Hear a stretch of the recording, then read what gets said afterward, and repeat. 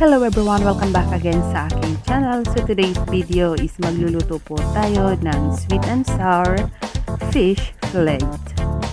Ang ating mga ingredients na kakailanganin ay fish fillet, salt, pepper, lemon, garlic, ginger, ketchup, oil, bell pepper, carrots, pineapple, flour, sugar, black pepper, egg, pineapple juice, and vinegar. So tara guys, samahan nyo ako na magluto ng ating recipe for today. So ayan guys, ang una natin gagawin ay i-marinate natin ang ating fish fillet sa salt, black pepper, and lemon. So ayan guys, isang paalala po ulit, ang ating ingredients ay nakasalalay sa dami ng lulutuin nyo. Kayo na po ang magtansya kung gaano karami ang ilalagay nyo na ingredients.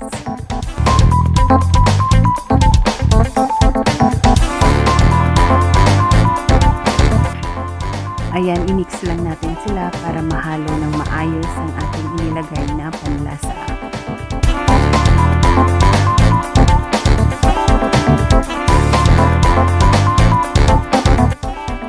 So ayan guys, ang ating next step is gagawa tayo ng pang-coating natin sa pagprito ng isda.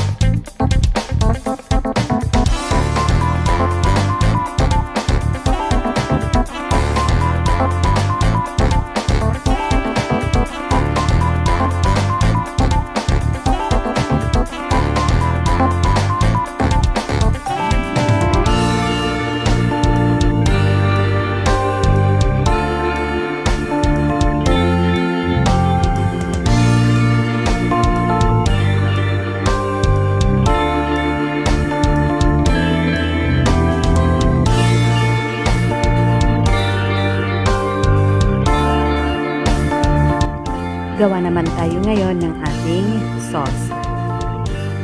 So ayan, inilagay ko lang yung pineapple juice. And then nilagyan ko rin ng ketchup.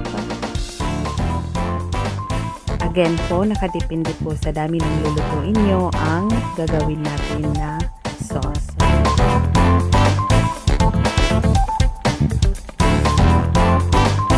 Nilagyan ko na rin ng vinegar.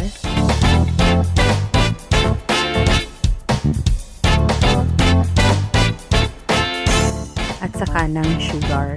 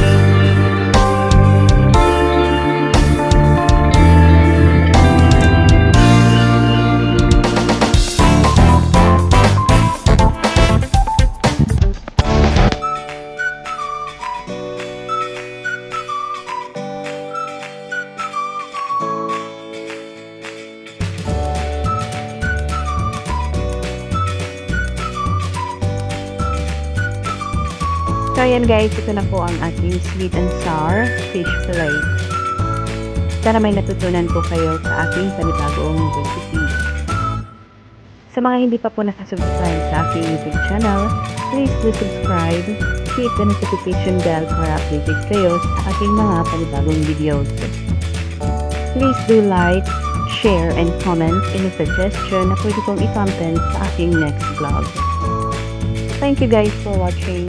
God bless and keep safe to everyone.